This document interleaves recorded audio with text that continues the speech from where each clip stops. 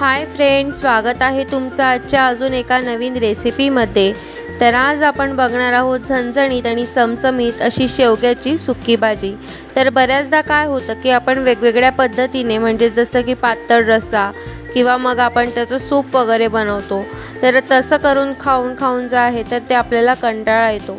तर आज आपण बनवणार आहोत अगदी झटपट अशी घरच्याच मसाल्यांमध्ये शेवग्याची सुकी भाजी। चला तर मग रेसिपीकडे वळूया।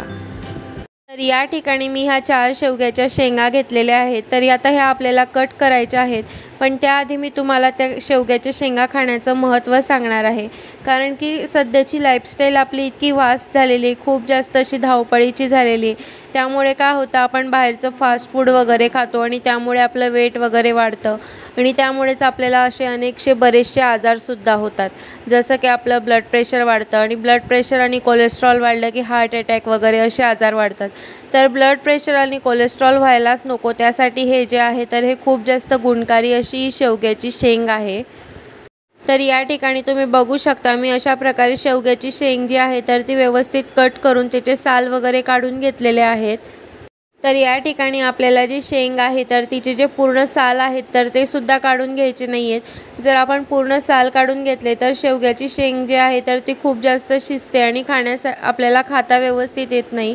त्यामुळे जी शेंग आहे तर ती तिचे साल पूर्ण न काढता थोडे थोडे त्या ठिकाणी राहू द्यायचे, म्हणजे शेंगसुद्धा छान शिजते आणि मग मसाला जो असतो तर तो सुद्धा छान असा लागतो। तर या ठिकाणी मी एका पातेल्यामध्ये 1 ग्लासभर पाणी गरम करायला ठेवलेलं आहे। तर त्यामध्ये आता आपण अर्धा चमचा मीठ टाकून घेणार आहोत। तर पाणी छान गरम झालं की त्यानंतर आपण त्यामध्ये शेवग्याच्या शेंगा एक एक करून व्यवस्थित टाकून घेऊयात। तर या ठिकाणी पाणीसुद्धा आपलं छान गरम झालेलं आहे। तर आपण जे शेंगा छान अशा सोलून घेतलेल्या होत्या तर त्यासुद्धा आपण यामध्ये टाकून घेऊ। तर या ठिकाणी जी शेंग आहे तर ती आपल्याला खूप जास्त अशी 80% किंवा 100% आपल्याला शिजवायची नाही आहे। तर या ठिकाणी फक्त आपल्याला शेंग जी आहे तर ती 40 ते 50% या ठिकाणी शिजवायची आहे। कारण जी बाकीची 50% शेंग आहे तर ती आपण जेव्हा मसाल्यामध्ये आपण जेव्हा पाणी टाकू तर त्यामध्ये आपण ही छान अशी शिजवून घेणार आहोत। तर या ठिकाणी जी आहे तर ती फक्त आपल्याला 50% शिजवून घ्यायची आहे। तर या ठिकाणी 4 ते 5 मिनिट झालेले आहे आणि शेंग जी आहे तर ती सुद्धा अशी जस्ट आपली दाबली गेली पाहिजे एवढीच आपल्याला जी शेंग आहे तर ती शिजवून घ्यायची आणि आता गॅस बंद करून टाकायचा। तर या ठिकाणी आता आपण सुक्या शेवग्याच्या शेंगेसाठी छान असं वाटण तयार करून घेणार आहोत। तर या ठिकाणी मी एक मिक्सरचा जार घेतलेला आहे आणि त्यामध्ये मी टाकून घेणार आहे 3 चमचे सुकं खोबरं। तर या ठिकाणी तुम्ही जे आहे तर ते ओलं खोबरंसुद्धा यामध्ये वापरू शकता। त्यानंतर मी त्यामध्ये टाकून घेतले 7 ते 8 लसणाच्या पाकळ्या आणि सोबतच 1 ते 2 इंच आलं आणि त्यासोबत आपण टाकून घेणार आहोत थोडीशी कोथिंबीर। जर तुम्हाला वाटणामध्ये कोथिंबीर आवडत नसेल तर तुम्ही ती स्किपसुद्धा करू शकता। आणि आता हे आपल्याला पाणी न टाकता वाटून घ्यायचं आहे। तर या ठिकाणी आपलं जे वाटण आहे पाणी न टाकता छान असं वाटून घेतलेलं आहे। तर आपल्याला याला खूप जास्त असं बारीक करायचं नाही आहे, थोडंसं जाडसरच वाटण या ठिकाणी आपल्याला ठेवायचं आहे। तर या ठिकाणी मी आता एक कढई ठेवली आणि त्या कढईमध्ये आता आपण टाकून घेणार आहोत 2 ते 3 चमचे तेल। तर या ठिकाणी आपल्याला तेल जे आहे तर ते थोडंसं जास्त वापरायचं आहे, कारण की जी भाजी आपण बनवणार आहोत तर ती थोडी सुक्की अशी भाजी बनवणार आहोत, त्यामुळे तेलाचा वापर या ठिकाणी थोडासा जास्त करावा लागेल। तर या ठिकाणी तेल छान असं गरम झालं की त्यामध्ये आपण टाकून घेणार आहोत 1 चमचा मोहरी। मोहरी छान तळतळली की त्यानंतर आपण त्यामध्ये टाकून घेणार आहोत। तर या ठिकाणी मी 2 मीडियम साईजचे कांदे जे आहेत तर ते छान असे बारीक कट करून घेतलेले आहेत आणि आता आपल्याला तेलामध्ये याला छान असे गुलाबी कलर येईपर्यंत छान असे परतून घ्यायचे आहेत। जर तुमचा कांदा मोठा असेल तर तुम्ही 1 कांदा घेतला तरीसुद्धा चालेल। तर आता या ठिकाणी तुम्ही बघू शकता जसं की आपला कांदा जो आहे तर तो 4 ते 5 मिनिटानंतर त्याला छान असा गुलाबी कलर आला आहे। तर आता यामध्ये आपण जे वाटण तयार करून घेतलं होतं तर ते वाटण यामध्ये टाकून घेऊन यालासुद्धा छान असं परतून घेऊ। म्हणजेच या ठिकाणी जो वाटणामध्ये आपण आलं लसणाचा वापर केला आहे तर तो आलं लसणाचा जो वास असतो तर तो छान असं परतून घेतल्यामुळे निघून जाईल आणि जी कोथिंबीरीची जी टेस्ट असते तर ती पूर्ण अशी मसाल्यामध्ये आपल्या छान अशी उतरेल। त्यामुळे याला आपल्याला 2 ते 3 मिनिटापर्यंत छान असं परतून घ्यायचं आहे। तर या ठिकाणी जे कांदा आणि वाटण आहे तर ते सुद्धा छान असं फ्राय झालेलं आहे। तर त्यामध्ये आता आपण टाकून घेणार आहोत अर्धा चमचा हळद आणि सोबतच त्यामध्ये आपण टाकून घेणार आहोत 2 चमचे धनेपूड। तर धनेपूडमुळे काय होतं, त्याला छान असं ग्रेव्ही येते, म्हणजे जी दाटसरपणा येतो। त्यामुळे आपल्याला धनेची जी पावडर आहे तर ती या ठिकाणी जास्त वापरायची आहे। त्यासोबतच आपण त्यामध्ये टाकून घेणार आहोत भाजलेल्या जिऱ्याची पावडर। तर या ठिकाणी आपल्याला जी जिरा आहे तर ते या ठिकाणी तुम्ही भाजीमध्ये टाकलं तरी सुद्धा चालेल। त्यानंतर आपल्याला त्यामध्ये टाकून घ्यायचं आहे मिरची पावडर। तर या ठिकाणी तुम्ही जे आहे तर तुमच्या घरगुती मसाला किंवा तुमचा जो साठवणुकीचा वर्षभराचा मसाला असेल तर तो तुम्ही यामध्ये टाकू शकता। तर या ठिकाणी मी 2 चमचे लाल तिखट टाकलेला आहे, जो घरगुती मसाला असतो तो। तर सगळे सुके मसाले टाकल्यानंतर आपल्याला याला छान असं मिक्स करून घ्यायचं आहे। जर या ठिकाणी तुम्हाला वाटत असेल की जो मसाला आहे तर तो थोडे खाली लागतंय, तर या ठिकाणी तुम्ही जे आहे तर ते थोडंसं पाणी यामध्ये टाकू शकता। या ठिकाणी मसाले जे आहेत तर ते थोडे खाली लागतातच, त्यामुळे आपल्याला यामध्ये थोडंसं पाणी टाकण्याची गरज असते। पण एकदम पाणी आपल्याला यामध्ये टाकायचं नाही, अगदी अर्धा वाटी पाणी यामध्ये आपण टाकून घेऊ आणि मसाले जे आहे तर ते छान असे आपल्याला तेल सुटेपर्यंत परतून घ्यायचे आहेत।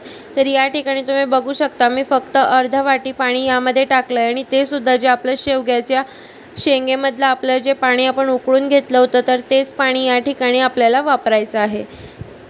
तर या ठिकाणी जर तुम्हाला वाटत असेल की परत जे आहे तर ते मसाले खाली लागत आहेत, तर परत थोडंसं पाणी अर्धा वाटी पाणी आपण यामध्ये ॲड करू आणि परत त्याला छान असं तेल सुटू देऊ, म्हणजे जी भाजी आहे तर त्याला खूप छान अशी तरी येते आणि टेस्टला सुद्धा खूप छान अशी लागते।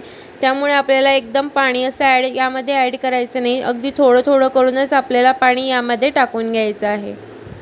तर या ठिकाणी तुम्ही बघू शकता थोडं थोडं पाणी ॲड केल्यामुळे काय होतं की मसाला जो आहे तो आपला तर त्याला खूप छान असं तेल या ठिकाणी सुटलेलं आहे। तर तुम्ही व्हिडिओमध्ये बघू शकता किती छान असं तेल या ठिकाणी मसाल्यांना सुटलेलं आहे। तर आता आपण यामध्ये जे शेवग्याची शेंग आहे आणि जे त्यातलं पाणी आहे तर ते पूर्ण आपण यामध्ये टाकून घेऊ। जर या ठिकाणी तुम्हाला जर थोडंसंच पाणी टाकायचं असेल तर तुम्ही अगदी जे शिजवताना आहे तर यामध्ये थोडाच पाण्याचा वापर करा।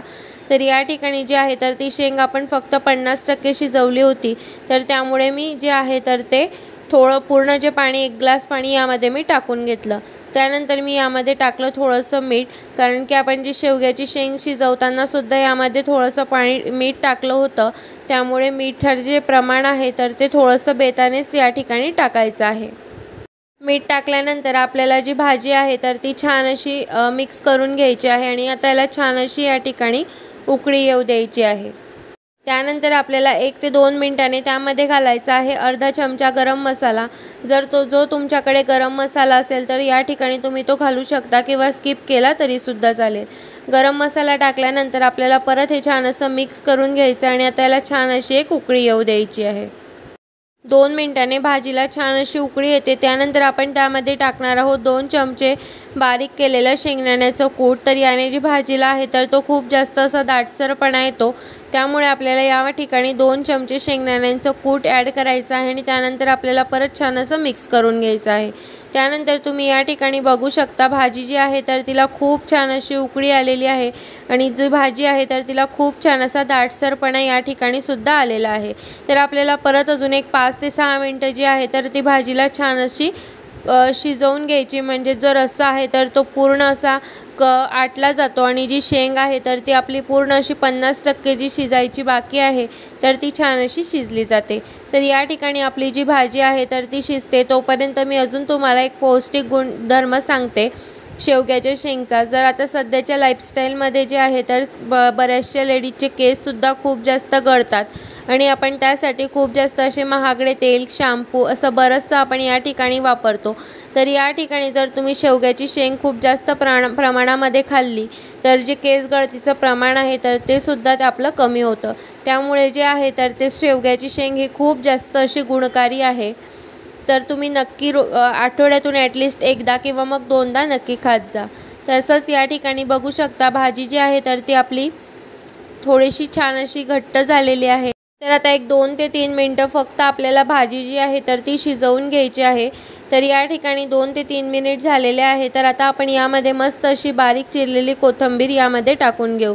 त्यानंतर भाजी जी आहे तर ती मस्त अशी दिसते आणि भाजीला छान असं मिक्स करून घेऊ। तर या ठिकाणी भाजीला जर खूप जास्त तुम्हाला लगेचच खायची असेल तर तुम्ही जी भाजी आहे तर ती अजून 2 ते 3 मिनिटं जी आहे तर ती अजून छान अशी उकळून घ्या, शिजवून घ्या, म्हणजे जे थोडंफार पाणी वगैरे असेल तर ते सुद्धा कमी होऊन जाईल आणि एकदम सुक्की अशी मस्त भाजी या ठिकाणी आपली तयार होईल।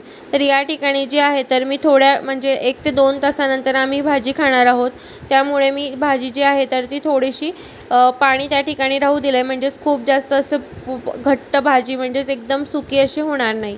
तर या ठिकाणी मी गॅसची जी फ्लेम आहे तर ती बंद करून घेतली आणि आता आपण भाजी जी आहे तर ती थंड होऊ देऊ। तर भाजी 10 ते 15 मिनिटांनंतर थंड झाली की लगेचच तिला जो आहे तर तो अजून दाटसरपणा येत चालतो, त्यामुळे जे आहे तर ते थोडंसं आपण पाणी त्यामध्ये राहू द्यायचं। तर या ठिकाणी तुम्ही बघू शकता 15 ते 20 मिनिटांनंतर भाजी जेव्हा थंड होते तर तेव्हा त्यावर खूप छान अशी तरीसुद्धा येते आणि भाजीला जो आहे तर तो खूप छान असा दाटसरपणासुद्धा येतो। तर या ठिकाणी तुम्ही बघू शकता मस्त आपली सुक्की अशी शेवग्याची शेंग या ठिकाणी तयार आहे। चला तर मग मस्त असं सर्व करूयात। तर तयार आहे या ठिकाणी मस्त अशी आपली चमचमीत आणि झणझणीत सुकी शेवग्याची शेंग। चला तर मग ही रेसिपी तुम्हाला कशी वाटली हे कमेंट करून नक्की सांगा आणि व्हिडिओ आवडला असेल तर लाईक करा, शेअर करा आणि चॅनलवर नवीन असाल तर सबस्क्राईब करा। तर भेटूया पुन्हा अशाच एका नवीन व्हिडिओ सोबत, तोपर्यंत बाय बाय।